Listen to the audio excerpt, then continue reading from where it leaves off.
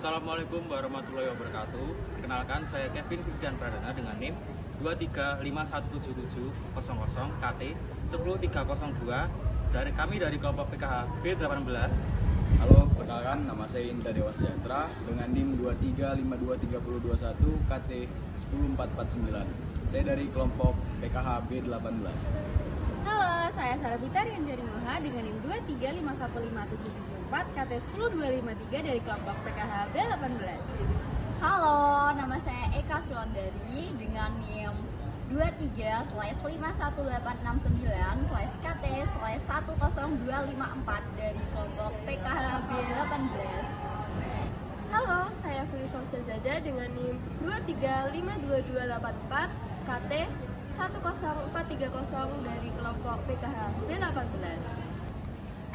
Kalian tahu nggak sih kasus hutan mangrove di Sulawesi Selatan? Nggak tahu. Apaan tuh? Kita simak video berikut ini. Pada infografis kali ini akan membahas tentang ragam gangguan abiotik antroposentrik di ekosistem hutan mangrove, Desa Balangdatu, Kabupaten Takalar, Provinsi Sulawesi Selatan. Isi infografis kali ini yaitu ada definisi umum, yang kedua ada ragam gangguan abiotik antroposentrik, yang ketiga ada interaksi yang terjadi, yang keempat ada dampak yang ditimbulkan, dan yang terakhir yaitu strategi pencegahan dan pengendalian. Hutan mangrove adalah vegetasi hutan yang tumbuh di antara garis pasang surut air laut, namun juga bisa tumbuh pada pantai karang, juga pada dataran koral mati yang di atasnya ditimbuni sebuah lapis tipis pasir, lumpur, maupun pantai berlumpur. Mangrove terkenal dengan kemampuannya dalam menyimpan karbon dalam jumlah besar. Mangrove berfungsi dalam melindungi garis pantai, habitat tumbuhan dan hewan, sumber makanan dan bahan bakar, penyerap polutan, dan lain-lain. Peranan mangrove sebagai penahan abrasi sangat nyata di daerah pesisir, karena sistem pengakaran mangrove, terutama spesies Rhizopora sp, dapat menahan sedimen dan mengurangi kuatnya hempasan gelombang laut. Ragam gangguan abiotik antroposentrik diantaranya yaitu alih fungsi lahan mangrove menjadi tambak, eksploitasi kayu mangrove, dan yang terakhir, pencemaran lingkungan. Interaksi yang terjadi. A. Masyarakat dan kelompok tani melestarikan hutan mangrove dengan upaya rehabilitasi kawasan mangrove dengan melibatkan peran serta masyarakat melalui kegiatan pembibitan, penanaman, dan penjagaan. B. Membuat sebuah aturan-aturan yang mengikat masyarakat dalam mengakses hutan mangrove. C. Masyarakat Desa Balangdatu memiliki tingkat ketergantungan yang tinggi pada mangrove dalam menopang kehidupan ekonominya seperti penebangan hutan mangrove untuk dijadikan kayu bakar dan arang. D.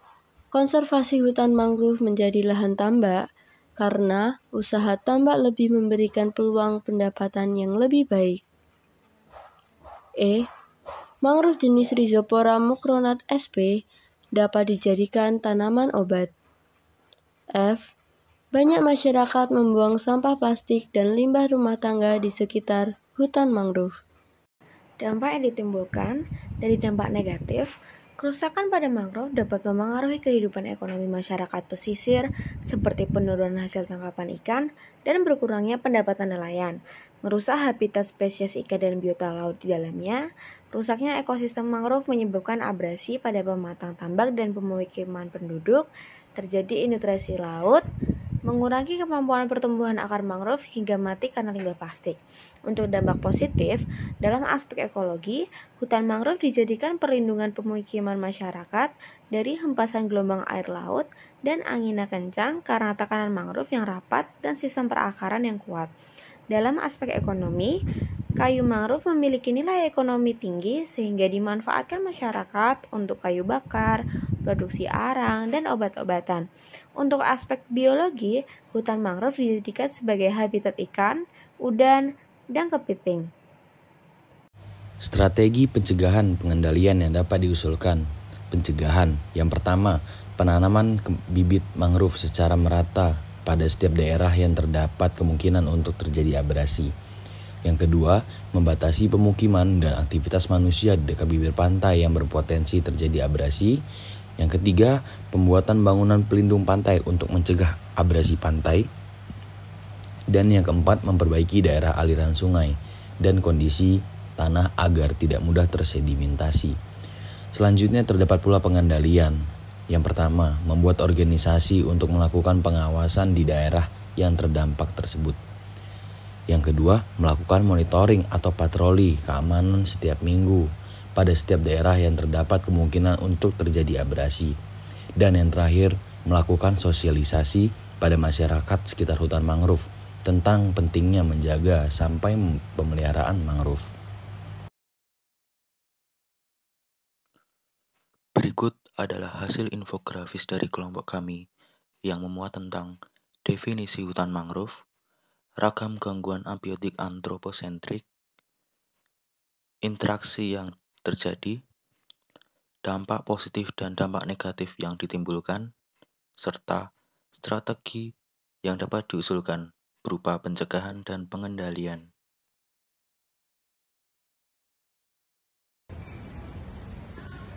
Sekian presentasi dari kelompok kami.